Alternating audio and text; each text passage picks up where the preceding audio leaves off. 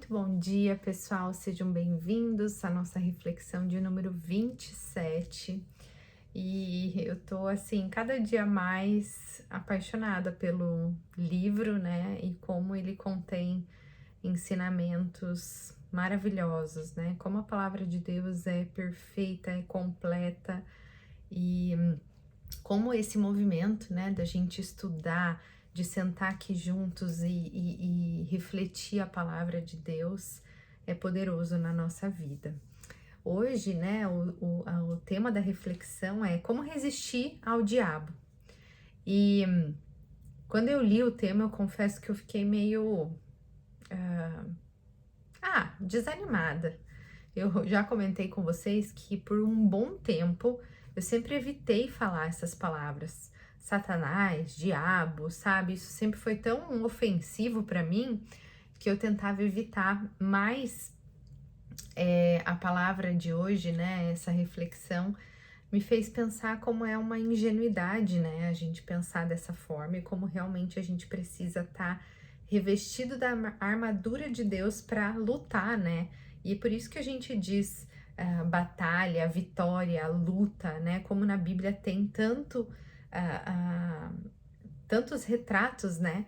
De verdadeiras batalhas contra o diabo, contra as coisas do mal. E uma das coisas que mais fortes que eu li dizia assim, ó: nada de fora prevalecerá sobre o bem que Deus colocou dentro de você, né? Ele é soberano, ele é supremo e tudo que ele fez tem muito mais poder, né, do que o diabo. Só é, digamos assim, indefensável contra o diabo quem não tem, né, a palavra de Deus, quem não tem esses firmamentos em Cristo para não poder resistir a eles, né? E esse capítulo vem com um prato cheio, assim, de como a gente resiste às tentações, como a gente trava essa luta mesmo, né, com o diabo. E como a gente se torna, né, mais semelhante a Deus, inclusive pensando nas tentações que ele passou durante a quaresma, né, durante o deserto dele, 40 dias antes da sua morte e ressurreição, que é o período que a gente está vivendo hoje. Então, não caberia, né, melhor esse assunto do que nesse momento.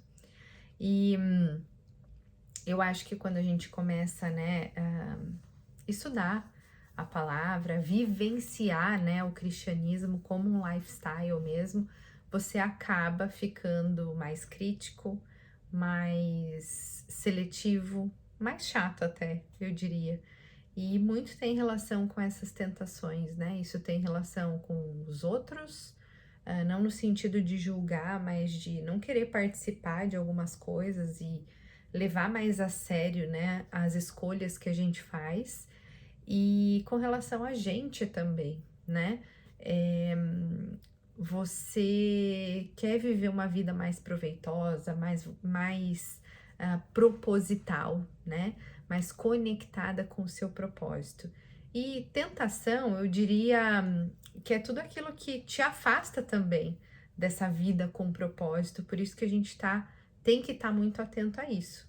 Dando um exemplo bem simples, eu me sinto tentada todos os dias a fazer uma preguicinha na minha cama, né? Deixar os minutos do relógio correr um pouquinho mais. E tudo que me faz levantar da cama é focar naquilo que eu quero, né? No meu propósito para aquele dia, no meu propósito simples, talvez, de vir aqui e compartilhar a palavra com vocês, né? Porque tudo que a gente pode fazer em nome de Deus, a gente faz acordado, dormindo, a gente tá ali apenas recuperando, né, as energias para o próximo dia. E é realmente um milagre a gente estar vivendo tudo isso. É um milagre a gente poder perceber, né, os milagres que Deus vai fazendo na nossa vida todos os dias. Hoje eu tava no trânsito e eu tava refletindo, eu nem sei por que eu cheguei nesse pensamento, mas realmente a gente vê tantas pessoas, né, ateus, por exemplo. Não quer dizer que eles não vivam bem, que eles não tenham sucesso, que enfim, né, que coisas boas não aconteçam com a vida deles, porque o Deus que eu acredito é o mesmo Deus dessas pessoas, por mais que elas rejeitem a sua existência, e tá tudo bem com relação à escolha que essa pessoa tem na vida para mim, né? Essa é a visão que eu tenho. Não vou julgar essa escolha da pessoa, né?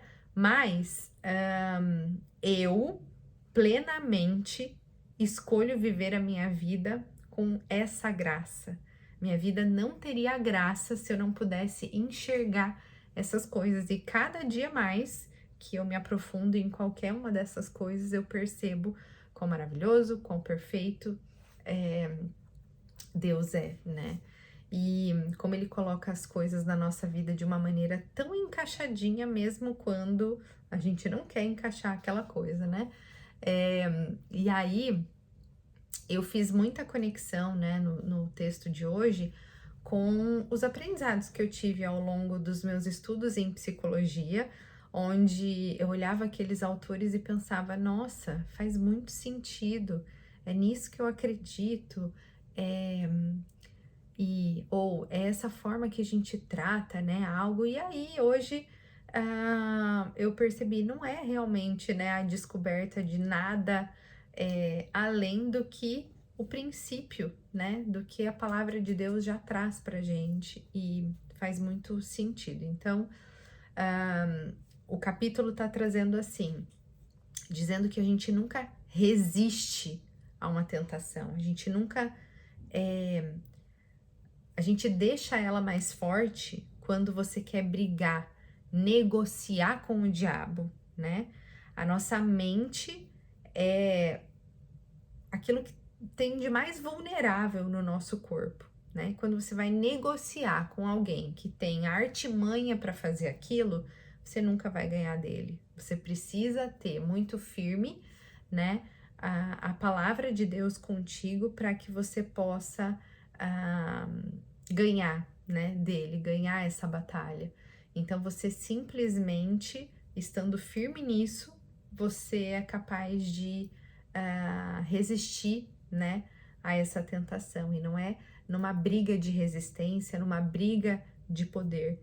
É você se firmar, né, e afirmar, inclusive os versículos bíblicos. E aí, numa passagem onde o diabo diz para Jesus assim, você está morrendo de fome, ele não argumenta que ele não tá com fome, né?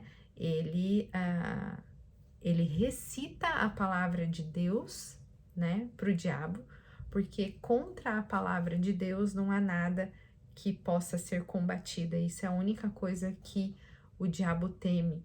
Então, olha a riqueza, né, disso. E olha como a gente precisa estar munido, né, de armas que possam combater esse tremendo mal. E o que mais? Então é isso, né? É recitar a palavra de Deus, é você dizer firmemente aquilo que você acredita que faz o diabo espanar, né? Mas, e aí, assim, que similaridade que isso tem com as coisas que eu tava vendo da psicologia? Você nunca, por exemplo, eu tô aqui em estado de meditação. De repente, um pensamento surge na minha cabeça. Eu não posso fingir que eu não estou pensando naquilo. Quanto mais eu tento evitar o pensamento, mais forte o pensamento está. Tinha um exemplo que eu gostava muito de usar, né? Dizer assim, não pense num bolinho de chocolate quente saindo do forno agora.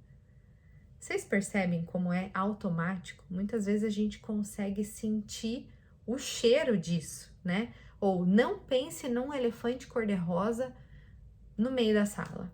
É impossível, né? Esse exemplo até nem é meu, é de livros de psicologia. E a Bíblia, ela simplesmente já diz sobre isso. Então, não lute contra um pensamento, não lute com o diabo, não meça forças. Use na sua frente a palavra de Deus, a imagem de Cristo, que é isso que nos remete para os nossos princípios, para os nossos valores, para aquilo que nos faz querer parecer com Cristo. E isso é o nosso propósito.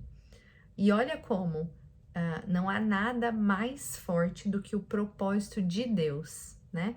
A gente pode ter propósitos na vida que eles são muito mais singelos, né? Muito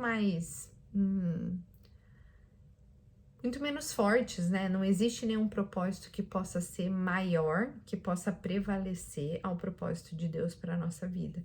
Então, se a gente segue esses princípios, logo qualquer propósito que eu coloque para a minha vida vai ser tão firme quanto, porque ele vai estar alinhado com a palavra de Deus. Tudo que eu quiser fazer que desvie disso nos deixa fragilizados, né? E aí, outra coisa que me remeteu à questão do que eu já vim, né, estudando sobre psicologia, me fez lembrar de um dos primeiros textos que eu li sobre da teoria comportamental, né, que é o autor um dos grandes estudiosos dessa teoria, é Skinner. E ele tem um livro que fala O Mito da Liberdade. Porque muitas vezes, na ânsia da gente se sentir livre, né? Livre, leve e solto, a gente não percebe quais são as coisas que nos aprisionam. Então, independente, né? E muitas pessoas olham, por exemplo, para a religião ou para a fé como algo que aprisiona, algo que você está seguindo uma lei, né? Todo mundo vai fazer assim porque está preso ali na palavra de Deus. Quem olha de fora e quem não tem esse lifestyle cristão vai dizer, nossa, olha ali os crentes não bebem ou só pode usar tal roupa. Mas quem escolheu aquela religião, você vai lá conversar com eles, para eles aquilo faz todo sentido, não é uma questão de aprisionamento. Às vezes, a pessoa acha que tá super curtindo a vida, indo para um show e usando drogas, mas ela não percebe quais são todos os quesitos que envolvem esse aprisionamento. Então, resumindo, o autor, né, desse livro, O Mito da Liberdade, diz assim: não existe ser livre, né? Você escolhe aquilo que vai te aprisionar. Bem como essas tentações. Às vezes a gente pensa, nossa, eu vou fazer porque eu me sinto livre, eu faço o que eu quero. Mas vocês já pararam para pensar o quanto é muito forte para mim, né, pensar rapidamente em vícios, né? O quanto os vícios aprisionam com uma falsa visão de liberdade, né?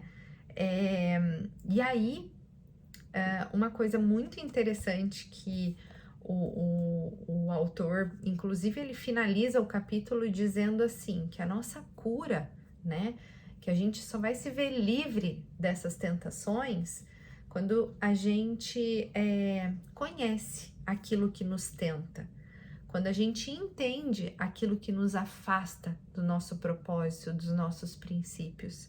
E só assim a gente consegue combater esses males.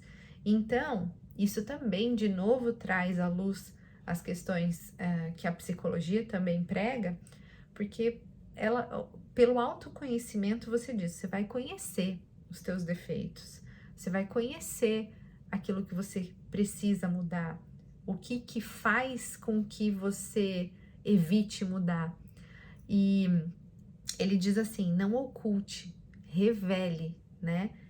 Revele primeiro para Deus, quer dizer, talvez até primeiro para si mesmo, né? A gente precisa primeiro reconhecer, olhar para aquilo que nos tenta, olhar para aquilo que nos afasta dos nossos propósitos, olhar para os nossos pecados, olhar para as nossas imperfeições, dificuldades e querer, por algum motivo muito forte, né, que são esses princípios de Deus, mudar aquilo. Isso também nos dá uma sensação de liberdade, de poder fazer diferente, de você fazer com a sua vida aquilo que você bem entende. E pelos dons do Espírito Santo, né, acho que algo que bem revela isso é o domínio próprio, né? Então, não necessariamente é liberdade, mas você ter domínio daquilo que você pretende fazer com você e está pautado, né, nesses princípios fortes, é você ter liberdade. E outra coisa que é bem importante, que é dito aqui, é não confie só na sua boa vontade de mudar, né? Confesse também as suas tentações. Crie um compromisso com você, com Deus e com pessoas que podem te apoiar. Tem uma passagem de Tiago 5 que diz assim: confessem uns aos outros, orem uns pelos outros, para que assim sejam curados. E aí, de novo, traz conexão com a psicologia, em que diz assim: a partir do momento que você está afirmando aquilo, que você está expondo sobre os seus sentimentos, que você, muitas vezes até esse exercício de você falar em voz alta, pelo fato da gente estar, porque muitas vezes os nossos segredos a gente conversa com a gente mesmo só através de pensamentos. A partir do momento que você fala em alto bom tom aquilo que você deseja modificar, você cria um compromisso diferente contigo. Você revela aquilo realmente como verdade. E quando você compartilha ele com pessoas que podem te ajudar, podem ser seus aliados, né? Nesse combate, vocês concordam que numa luta, quanto mais bem armado e quanto mais agrupado, unido com outras pessoas, mais forte fica o nosso exército? É esse o princípio que a Bíblia fala. Então, confessem uns aos outros para que você se sinta mais forte diante dessa batalha. E você cria um elo de comprometimento, né? Então, primeiro trazer luz, né? Quando você vai fazer uma faxina, né? Quanto mais iluminado tá o ambiente, melhor você vê as sujeirinhas. Então, quando a gente começa a estudar a palavra, entender o que Deus tá trazendo pra gente, a gente fica mais curioso também. A gente quer acender as nossas luzes, a gente quer olhar para essas amarras, a gente quer olhar para aquilo que está nos impedindo de viver uma vida em comunhão com Deus. E é assim que a gente começa o nosso processo de mudança, o nosso processo de cura também. Então, realmente para mim, esse capítulo foi uma grande surpresa, assim, de eu encontrar um conteúdo tão rico atrás de um título que muitas vezes a gente ignora, né? Muitas vezes a gente passa com uma certa irrelevância por cima, que a gente critica olhando os outros sendo tão fiéis, né? Aquilo que Deus nos pede. Então, esse foi um grande convite para eu olhar, sabe, para as minhas tentações, e acredito que para vocês também vai ser. Nossa, tinha me passado mais uma coisa que eu queria comentar e fugiu. Ainda bem que a gente tá dia após dia aqui se encontrando, né? Para que em outra oportunidade eu possa falar. Muitas vezes eu desligo o vídeo e penso: nossa, eu não falei isso, nossa, eu não falei aquilo. E agora eu acabei de ver que o vídeo tá completando quase 20 minutos. Então não deixem de ler o capítulo desse livro, porque é muito rico e eu tô muito feliz com esse propósito que a gente fez de ficar 40 dias focados nessa palavra, e tenho certeza que vai ser muito importante para o nosso deserto. Não vou me estender aqui, mas lembrei, aqui falar sobre as nossas tentações é você se humilhar, né, de alguma parte. Isso me lembrou também a reflexão anterior, que dizia assim: se você quer ter paciência, você vai ser provado, né, você vai ser pressionado. Se você quer ser humilde, você também precisa ser humilhado, né? E tá aí, de você dizer quais são os teus defeitos, de você olhar para isso com verdade, para que nosso objetivo, né? E fala assim: se concentre em algo legítimo, se concentre em Jesus e como ele fez, porque ele é verdadeiro, ele é digno, ele é puro, ele é agradável e ele é decente. E é isso que a gente quer se tornar.